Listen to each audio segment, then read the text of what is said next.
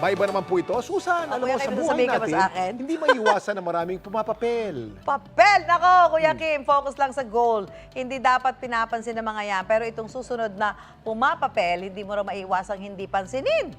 Ang mga papel kasi ginawa ng instant obra. Yan ang kwentong inalam ni JP Soriano. Hindi lang origami ang pwedeng mabuo sa paggupit at pagtupi ng papel. Dahil pati 3-dimensional sculptures gaya ng robot at gusali. Kaya raw gawin ng 35 anyos na si Alan. Yan ang paper craft sculpture na talaga namang pumapapel. 2013 nang subukan ni Alan na gumawa ng paper art ng mga napapanood niyang karakter. Subalat pagkabata ko, mahilig na po ako sa panonood ng anime. Ginusto ko po na magkaroon ako ng mga characters na pinapanood ko po dati. Paper craft ang tawag sa paglikha ng 2 o 3-dimensional na bagay o sculpture gamit ang papel. Isa sa pinakapopular na paper craft ay ang origami. Dapat alam mo na nagtutupi ang mga sinaunang Japanese na mga papel para gawing alay at dekorasyon sa mga templo at seremonyas. Nakita ko lang po sa Facebook habang nag-browse po. Sabi ko, ako ay mahilig naman magbutingting at sa tingin ko ay kaya ko.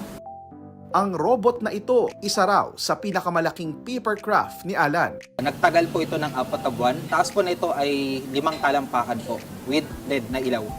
Dahil detalyado ang obra, ang diorama ng Disneyland Paris naman ang pinakamahirap niyang nagawa. Kumbaga malaki. Inabot daw siya ng 6 na buwan para mabuo ito. Ang dating hobby, naging negosyo na rin matapos niyang makumpleto ang Camp Big Falcon o ang headquarters ng Voltes 5. Marami nagtanong, saan ba gawa yan? Magkano ba yan? Unit naman yan. Parang nag-trigger sa akin na parang maraming benta. Sa paggawa ng papercraft sculptures, ang template ng karakter ng kanyang gagawin, gugupitin, huhulmahin at tutupiin.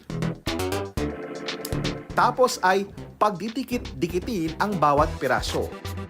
Mas madali po gamitin ng paper. Kasi po kapag ang rubber, plastic, marami pa pong equipment or yung mga materials na kailangan eh. Ang isang headbus ko po ay nagtatagal ng 1 linggo. Ang taas po nito ay nasa 2 to 3 feet. May 30 papercraft sculpture si Alan sa kanyang bahay na ginagamit niya sa mga convention at event. Ang iba naman ay kanyang naibenta na. Yun po yung pamantayan ko sa mga headbus, 2,000 to 3,000 pesos. Yung maliliit po na mga 6 inches only, nagkakalaga ng mga 200 to 300 pesos. Pang-display daw ang mga obra ni Alan. Pwede po siya paglaruan kapag pinatibay po yung isang sining. Pwede ring lagyan ng styrofoam ang loob nito para mas tumibay.